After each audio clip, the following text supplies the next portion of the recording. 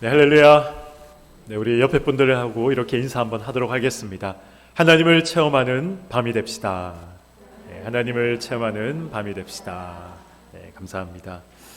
네, 저는 금요 철야를 생각하면 그리고 또 금요 철야를 위해서 기도하면 그렇게 꼭 기도를 하고 있습니다. 하나님, 금요 철야를 통해서 우리가 하나님을 체험하는 그런 은혜의 시간, 또 기도 응답을 통해 하나님을 경험하는 그러한 또 은혜의 시간이 있게 하여 주시옵소서라고 기도를 하면서 말씀을 준비하고 또 이 금요 차례를 준비하고 있습니다. 그런 우리 바람대로 꼭 하나님을 체험하고 경험하는 그런 또 시간이 되시기를 간절히 소망합니다. 오늘 이 본문 말씀은 사실 이 4장과 5장을 다 한번 읽어봐야 됩니다. 제가 요절 삼아 우리 4장 1절부터 7절까지 봉독하였지만 오늘 본문은 4장 1절부터 5장 마지막 절까지 우리가 한번 살펴봐야 할 내용들입니다. 우리 4장과 5장 두 장을 시간에 한번 내용들을 살펴본다, 그렇게 생각을 하시고 우리 말씀을 함께 나누었으면 좋겠습니다. 우리는 지난 3주 동안 욥기 1장에서 3장의 내용을 함께 나누었습니다. 욥이 어떤 사람이고 그는 어떤 고난을 받았으며 그리고 그가 어떤 신앙을 소유했는가에 대해서 우리가 1장부터 3장의 내용을 통해 쭉 살펴봤습니다. 욥은 어떤 사람이었습니까? 성경이 욥을 가리켜 기록하기를 그는 온전하고 정직하며 하나님을 경외하였던 사람이다. 그리고 악에서 떠난 사람이었다라고 욥기를 시작하는 이 욥기 1장 1절에서 욥에 대해서 그렇게 설명을 하고 있습니다. 그래서 욥이 받은 이 복이 무엇입니까? 1장 2절에 보면 그가 받은 복에 대해서 쭉 기록이 되어 있죠. 그에게는 자녀가 10명 있었습니다. 아들이 7이요 딸이 3명 있었던 것이죠. 그리고 그가 가졌던 소유했던 소유물들이 얼마나 많은가에 대해서 쭉 기록을 하고 있습니다. 양이 7,000마리, 낙타가 3,000마리, 소가 1,000마리, 성경이 기록되려면 500결이다 이렇게 표현을 하고 있죠. 그리고 암나귀가 500마리다 그렇게 기록을 하고 있습니다. 그리고 수많은 종들을 그가 소유했다. 그래서 그는 동방의 거부였다. 당대 최고의 부자였다라고 성경이 말씀하고 있습니다. 그런 욥을 두고 사탄이 하나님께 그렇게 이야기를 하는 것이죠. 하나님 참 순진하십니다. 까닭 없이 욥이 하나님을 잘 섬기겠습니까? 하나님을 경외하는 자로 그렇게 살아가는 것이겠습니까? 아닙니다. 하나님께서 그의 소유물을 지켜주시는 울타리를 둘렀기 때문에, 하나님께서 그를 지켜주시고 보호하시기 때문에, 그래서 욥이 하나님을 잘 섬기는 것 아닙니까? 하나님, 욥의 울타리를 한번 걷어보십시오. 그러면 반드시 욥이 하나님을 욕할 것입니다 라고 하나님께 이야기를 합니다. 이렇게 해서 하나님과 욥의 내기가 시작이 되었던 것이죠. 그래서 어떤 일이 일어납니까? 갑자기 성경의 표현대로 갑자기 재난이 와서 그의 소유물들을 다 삼켜버립니다. 그가 가졌던 수많은 가축들, 그가 소유했던 수많은 종들이 하루아침에 다 죽어버리죠. 뿐만 아니라 그의 자녀들까지 하루아침에 재앙을 맞이해서 다 죽어버린 것입니다. 그럼에도 욥이 어떤 고백을 합니까? 주신 분도 하나님이시요 거두어 가시는 분도 하나님이십니다 라고 이야기하면서 성경은 욥이 하나님 앞에 범죄하지 않았다, 하나님을 원망하지 않았다 그렇게 기록을 하고 있습니다. 하나님과 사탄의 이 내기에서 하나님께서 완벽하게 승리를 하셨던 것이죠. 하나님과 사탄의 내기가 여기에서 끝나지 않았습니다. 얼마의 시간이 흘렀는지 알 수 없지만 다시 사탄이 하나님 앞에 등장합니다. 그리고 하나님은 사탄에게 이야기합니다. 네가 말한 것처럼 욥의 모든 보호의 울타리를 내가 걷어냈지만 그럼에도 불구하고 욥은 범죄하지 않았다. 너 그런 욥을 보았느냐라고 하나님이 다시 한번 사탄에게 질문을 하십니다. 그러자 사탄이 어떻게 이야기합니까? 사탄은 이번에 그 생명의 울타리를 제거해 보라 그렇게 하나님께 이야기를 합니다. 하나님, 욥의 이 소유의 울타리가 아니라 그의 생명의 울타리를 한번 제거해 보십시오. 그러면 반드시 하나님을 욕하고 원망할 것입니다. 그렇게 장담을 합니다. 그래서 어떤 일이 일어납니까? 욥의 온몸에 종기가 나기 시작했습니다. 질그릇으로 긁지 않고서는 도저히 참을 수가 없었습니다. 긁은 상처는 골마서 썩어가기 시작했고 거기에 구더기가 살기 시작했습니다. 그 구더기를 떼어낼 힘조차 욥에게는 남아있지 않았던 것이죠. 이런 비참한 모습을 보면서 욥의 아내도 가슴이 아팠습니다. 그래서 이야기합니다. 차라리 사는 것보다 죽는 것이 더 낫겠다. 그렇게 생각을 하고 하나님을 원망하고 하나님을 욕하고 죽어라. 죽는 것이 사는 것보다 더 낫겠다. 그런 마음을 담아서 이야기를 했던 것이죠. 그럼에도 욥은 어떤 고백을 합니까? 하나님께 복을 받았으니 화를 당하는 것도 당연한 것 아니겠느냐라고 이야기하며 또 다시 입술로 하나님을 원망하거나 범죄하지 않았습니다. 욥기 2장에서도 역시 하나님의 완벽한 승리로 두 번째 내기가 마무리됩니다. 그러나 3장에 와서 욥은 드디어 하나님을 원망하기 시작했습니다. 우리가 지난 시간 살펴본 내용들이 그것들이죠. 자신의 태어난 날을 저주합니다. 하나님께서 세상을 창조하지 말았어야 했었다라고 그렇게 하나님의 창조 역사까지 그는 부정하기 시작합니다. 하나님을 향해 하나님의 하나님 되심까지 원망하며 하나님 앞에 자신의 아픔을 이야기를 했던 것이죠. 하나님을 향해 죽여달라, 죽고 싶다, 그렇게 외치기 시작했던 것입니다. 저는 설교를 준비하면서 이 2장과 3장 사이를 한번 묵상을 해봤습니다. 하나님과 사탄의 두 번째 내기가 무엇입니까? 생명의 울타리를 제거하면 욥이 하나님을 욕할까 욕하지 않을까, 이것이 하나님과 사탄의 두 번째 내기였습니다. 그리고 성경은 2장 10절에 이 모든 일에 욥이 입술로 범죄하지 아니했다라고 기록을 하고 있습니다. 이 사건 이후 사탄은 더 이상 하나님 앞에 욥에게 등장하지 않습니다. 하나님의 완벽한 승리로 마무리되는 것입니다.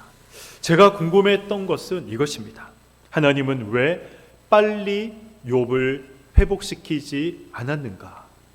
욥기 42장의 축복이 왜 2장에서 사탄과의 이 내기에서 하나님께서 승리하시고 그가 입술로 범죄하지 않았다, 그렇게 욥기 2장 10절에서 마무리하는 그 순간 왜 욥기 42장의 축복이 욥기 2장에 나타나지 않았는가 하는 것입니다.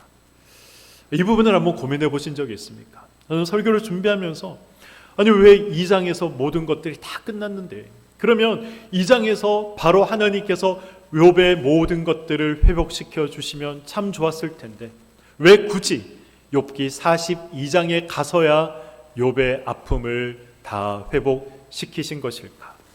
전 이것이 궁금했습니다. 그렇지 않습니까? 지금 하나님이 너무나도 사랑하는 욥이 어려움 중에 있습니다. 고통 중에 있습니다. 그러면 일반적인 생각으로는 빨리 회복시키는 것이 당연한 것입니다. 그런데 왜 하나님께서는 욥기 2장이 아니라 욥기 42장에 가서 욥을 회복시키시는가 하는 것입니다. 우리가 욥기를 통해서 또 이 부분도 살펴봐야 하는 내용인 것이죠. 세 친구 중에 가장 먼저 욥에게 이야기했던 사람이 누구입니까? 바로 오늘 본문 4장에 등장하고 있는 엘리바스라는 인물입니다.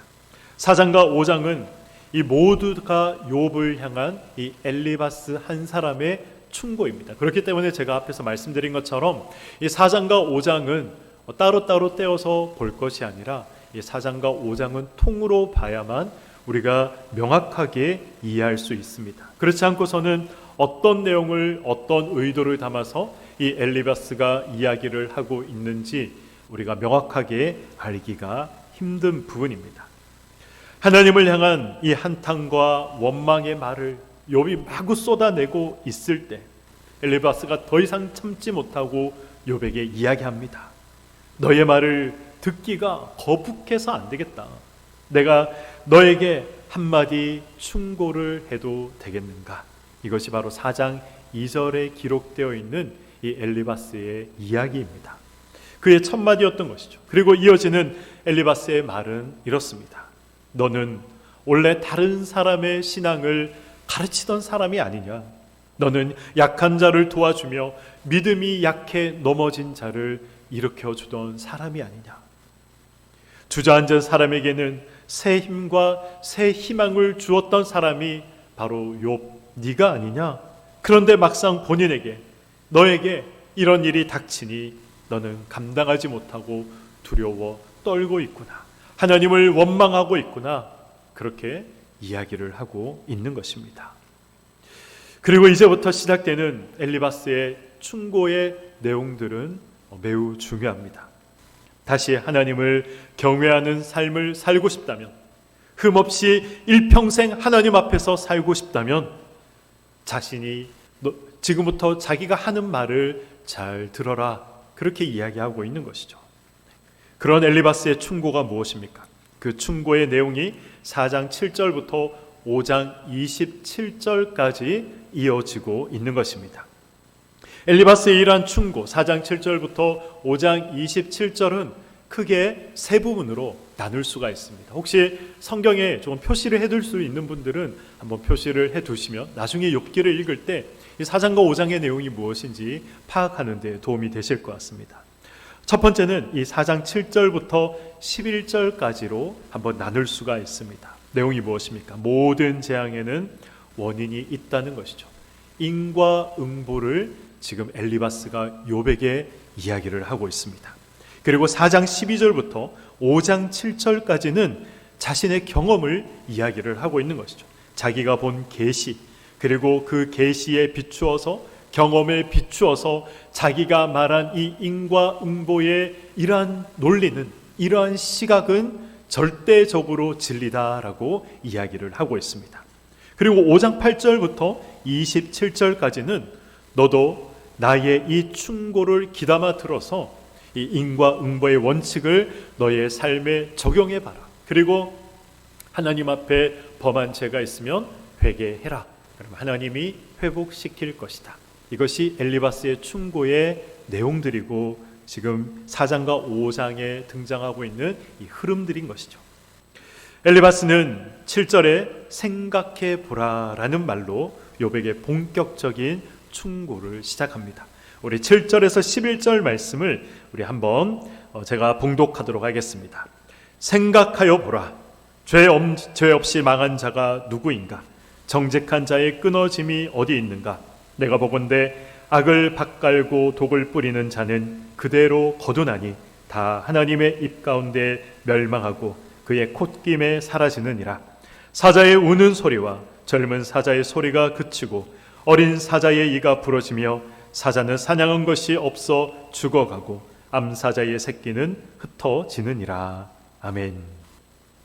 지금 엘리바스가 이야기하고 있는 것이 무엇입니까? 원인 없는 결과는 없다는 것입니다. 죄가 있으면 벌을 받는 것이고 선한 삶을 살면 하나님께 복을 받는 것이다.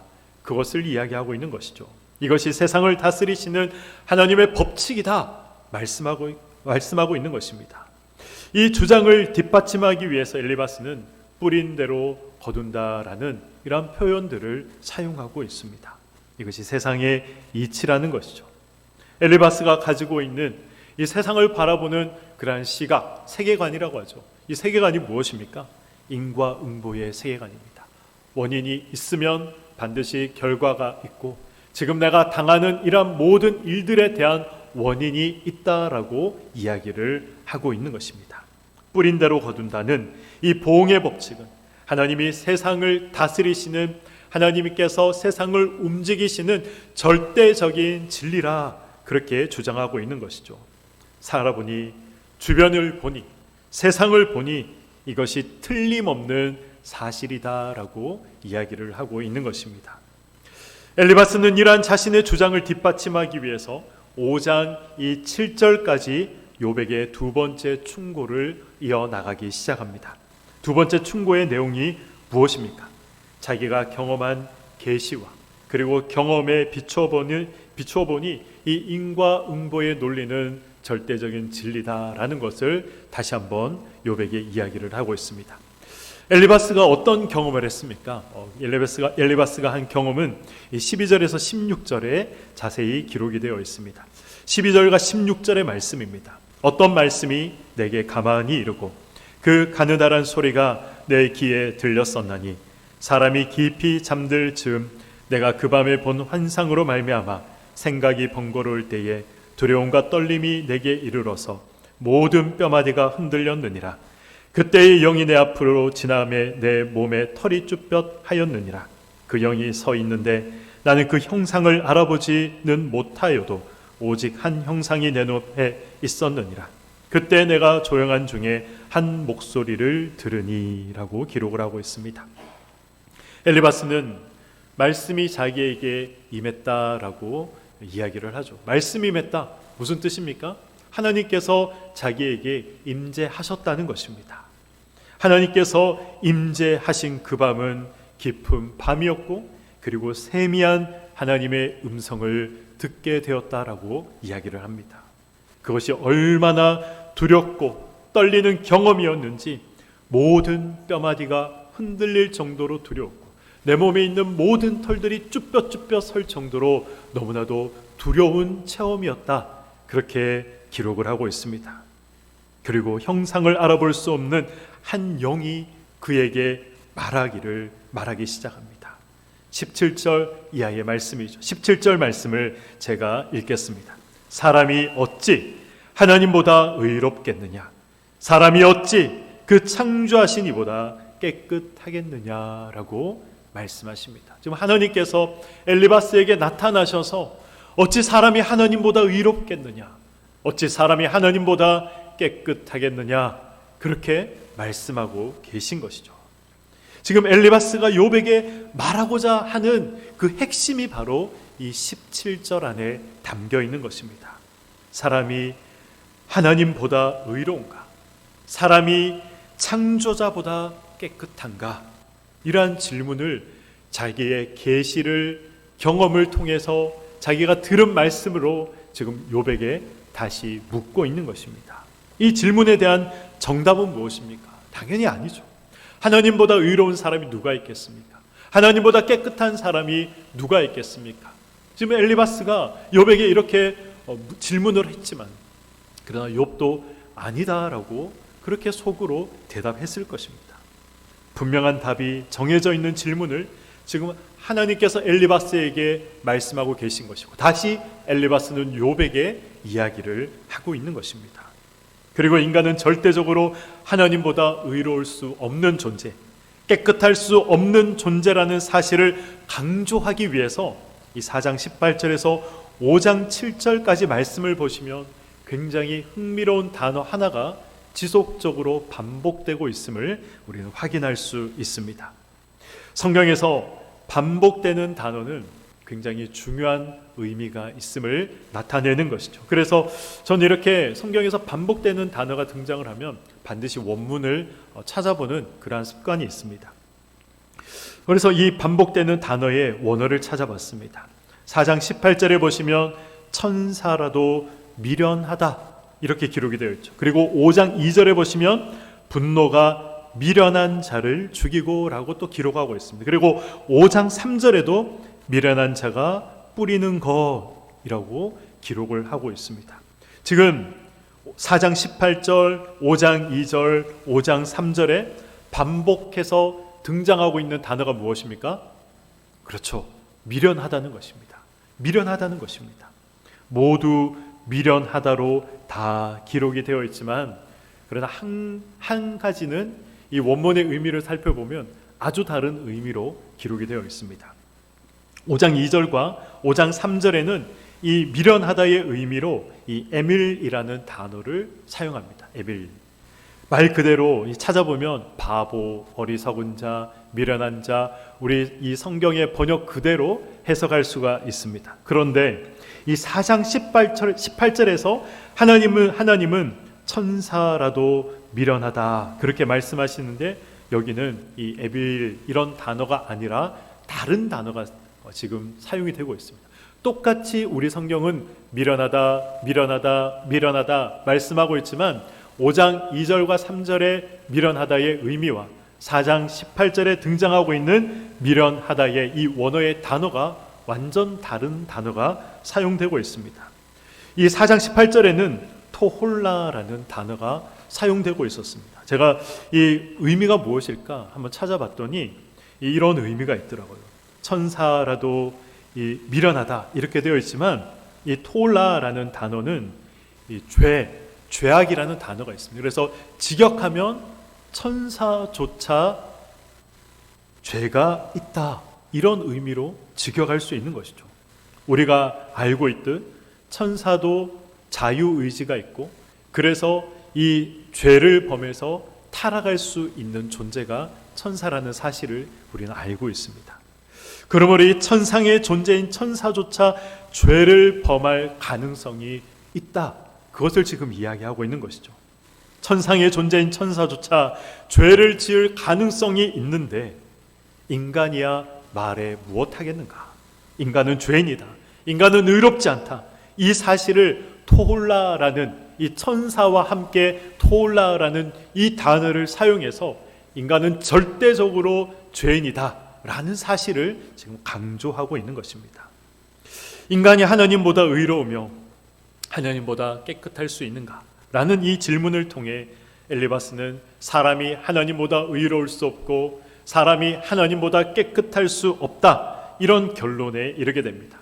물론 이 결론은 굉장히 성경적인 결론이고 의심의 여지 없이 정답입니다. 그러나 욥에게는 아무리 이런 정답을 이야기한다 하더라도 욥에게 위로가 되었을까요? 엘리바스가 지금 정답을 이야기하고 있지만 맞는 말을 이야기하고 있지만 욥에게는 조금의 위로도 되지 않았습니다. 저는 몸이 힘들면 이 피부가 엉망이 되는 그런 이제 일을 종종 겪습니다. 그래서 피부과에 가서 선생님 원인이 뭘까요? 그렇게 질문을 하면 이 10중 8구 선생님들은 저에게 그렇게 말씀을 하십니다. 스트레스 때문입니다.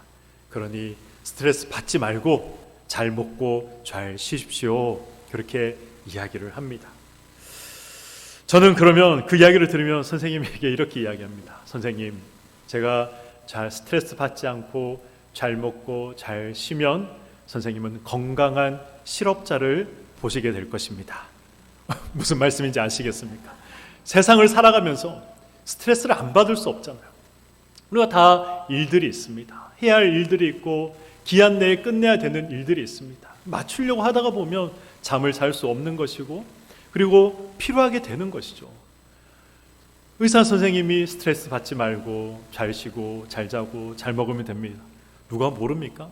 근데 그렇게 다 아는 정답을 이야기하시니 아무런 도움이 안 되는 것이죠.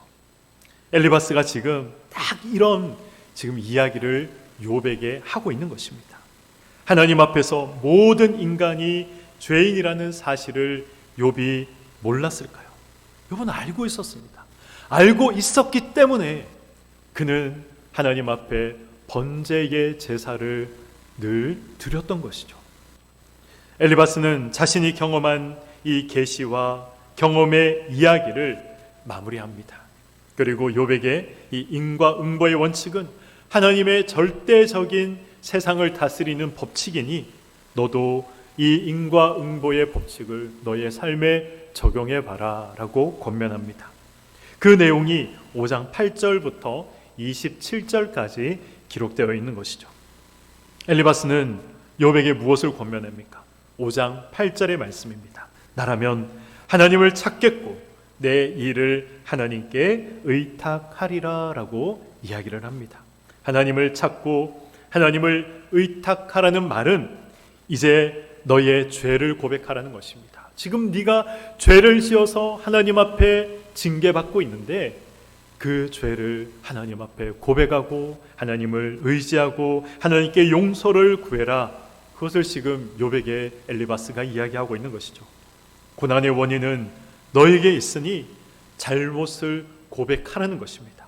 엘리바스가 지금 욥에게 무엇을 요구하고 있습니까? 회개를 촉구하고 있는 것이죠. 너의 죄를 회개해라. 그러면 하나님이 들으시고 회복시켜 주실 것이다. 그래서 욥에게 이 회개를 촉구하면서 엘리바스는 하나님이 어떤 분인가에 대해서 또 설명하기 시작합니다. 하나님은 어떤 분이라고 엘리바스가 이야기합니까? 9절에 보면 헤아릴 수 없이 큰 일을 행하시며 기이한 일을 셀 수 없이 행하는 분이다 라고 이야기합니다. 그리고 이어서 그는 큰 일과 기이한 일들이 무엇인지 쭉 설명을 하고 있는 것이죠. 하나님은 비를 내리시는 분, 낮은 자를 높이시는 분, 곡하는 자를 구원하시는 분, 교활한 자를 꺾으시는 분, 지혜로운 자를 자기께 빠뜨리시는 분, 가난한 자에게 희망이 되시는 분, 그런 분이 바로 하나님이다라고 욥에게 이야기합니다. 왜 이런 이야기를 욥에게 이야기하는 것일까요? 회개하면 넉넉한 하나님께서 너의 그 잘못들을 다 용서하신다라는 것을 이야기하고 있는 것입니다. 네가 지금 다 망해서 회복의 기미가 보이지 않지만 그러나 하나님께 회개하고 돌아온다면 그늘을 행하시고 기이한 일들을 행하시는 하나님께서 너의 모든 것을 다 회복시켜 주실 것이다. 우리 하나님은 그런 하나님이다. 이 사실을 욥에게 이야기하고 있는 것입니다. 이어서 욥에게 무엇을 무시하지 말라 말씀하고 있습니까? 17절 말씀입니다. 볼지어다 하나님께 징계받는 자에게는 복이 있나니 그런즉 너는 전능자의 무엇을 업신여기지 말라고요? 징계를 업신여기지 말지니라 라고 이야기하고 있습니다. 엘리바스는 분명 욥이 하나님께 범죄한 것이 있다 그렇게 생각을 했습니다. 그래서 징계받고 있다는 것이죠. 지금 하나님께서 선택하신 하나님의 백성인데 하나님의 뜻대로 살지 못하니 하나님 앞에 죄를 범하며 살아가니 그러니 징계받고 있는 것이다 그렇게 생각을 했던 것입니다. 그래서 욥에게 회개를 촉구했던 것이죠. 회개하면 하나님께서 기이한 일을 행하시는 하나님께서 모든 것을 다 회복시켜 주실 것이다. 그것을 욥에게 이야기하고 있는 것입니다. 이것이 4장과 5장에 등장하고 있는 엘리바스가 지금 이야기하고 있는 충고의 핵심인 것입니다.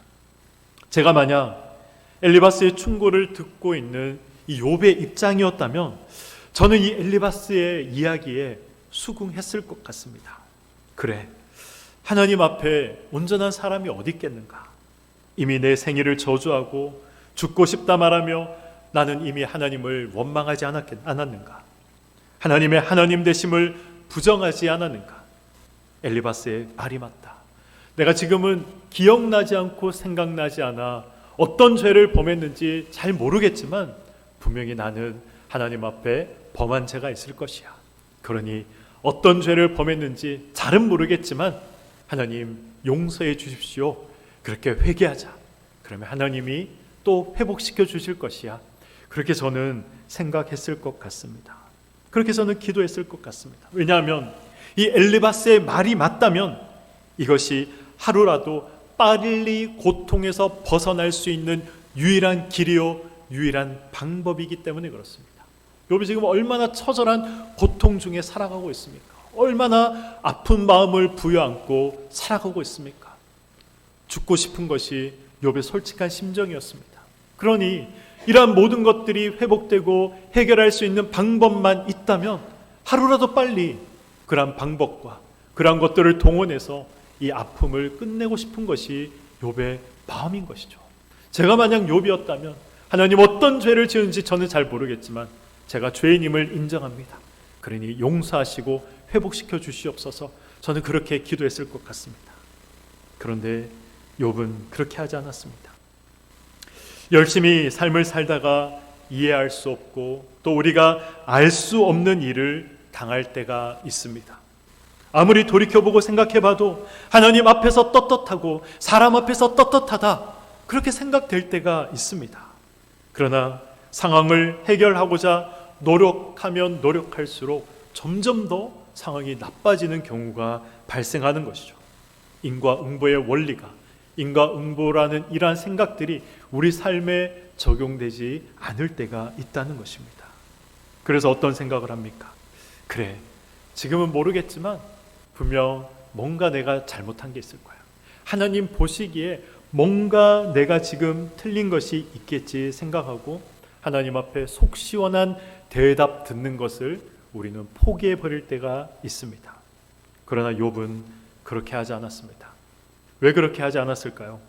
그것이 하나님이 원하시는 정답이 아니라는 사실을 욥이 알았기 때문에 그렇습니다.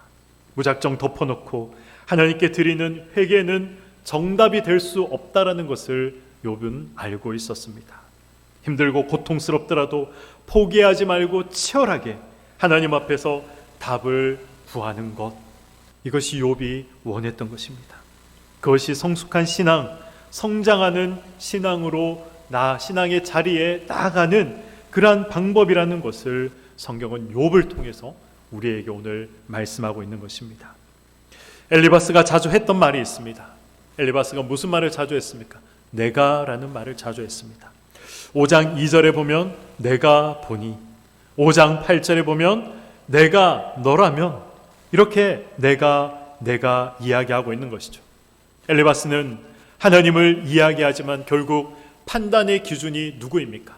바로 자기 자신이었습니다. 내가 생각해보니, 내가 살아보니, 내가 경험해보니 그렇다는 것입니다. 그래서 욥, 너라면 나는 이렇게 하겠다. 내가 만약 너라면 난 이렇게 했을 것이다 라고 이야기를 합니다. 그런데 만약 엘리바스가 욥과 똑같은 상황을 경험하게 된다면 자신이 말한 대로 쉽게 그렇게 행동할 수 있었을까요?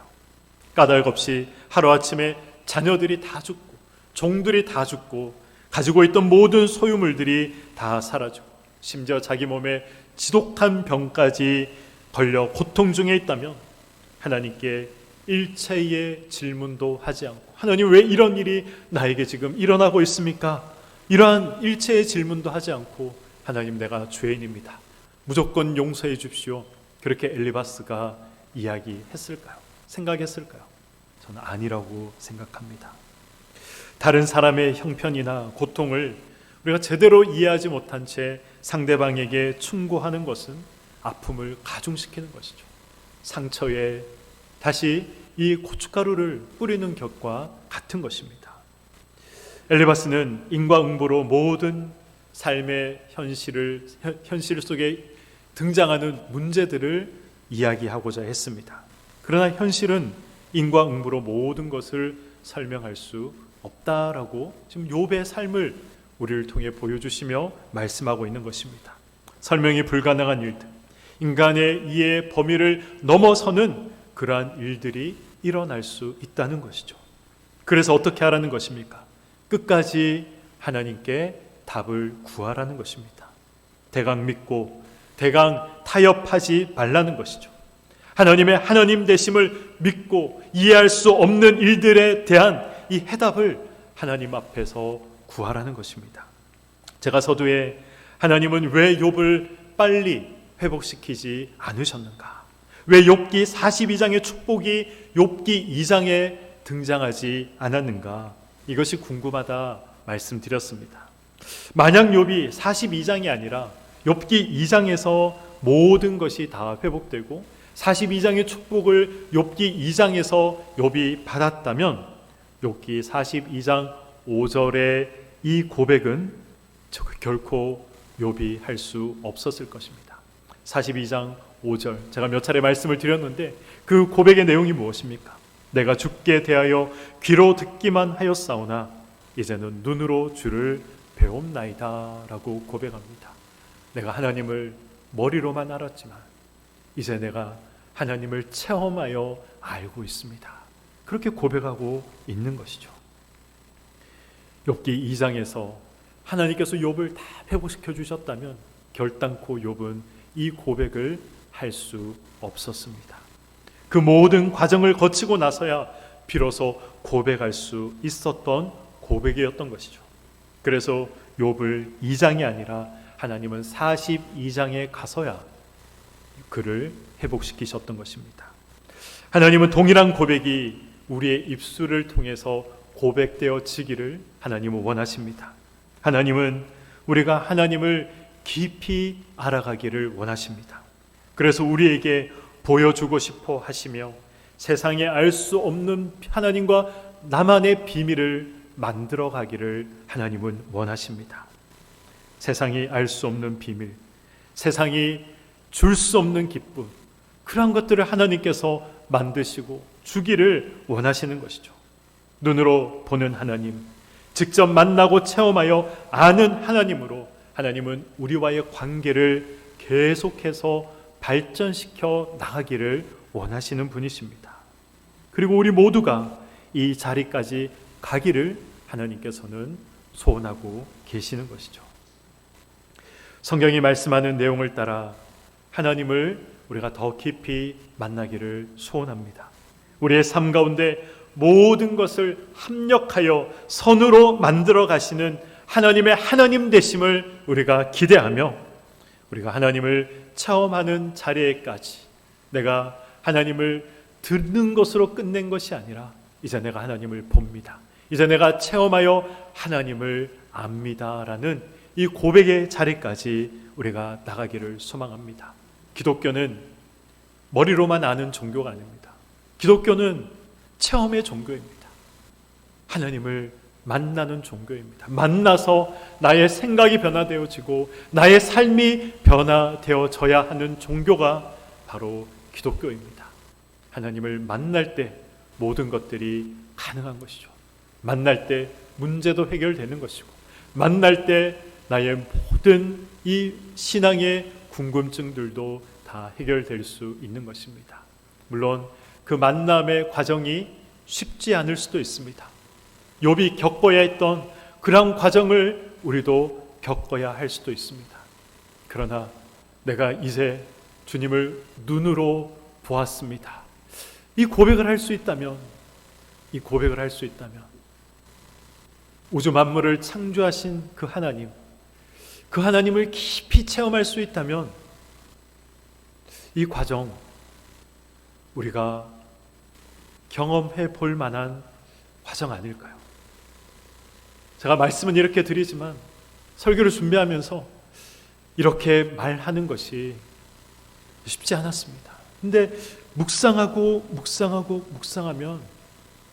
그래, 우주 만물을 창조하신 하나님이 어떤 분인가를 내가 체험할 수 있다면 이 과정 겪는 것이 더 좋은 것이 아니겠는가. 욥이 걸어가야 했던 이 고난의 과정을 우리가 걸어가는 것이 더 기쁜 과정이 아니겠는가, 그렇게 생각을 해봅니다. 오늘 어떤 삶의 과정을 걸어가시는지 저는 잘 알지 못합니다. 아무리 생각하고 아무리 고민해 봐도 지금 나에게 이러한 일들이 일어날 아무런 원인이 없는데 어려움을 겪고 계시는 분들이 계시다면 하나님께서 만나주시기 위해서 하나님을 체험하는 그 과정으로, 그 시간으로 우리에게 허락하셨다는 사실을 기억하시고 끝까지 하나님, 왜 이 일이 나에게 일어나고 있습니까? 하나님, 왜 내가 지금 여기 있어야 합니까? 하나님, 왜 내가 지금 이 일을 당해야 합니까?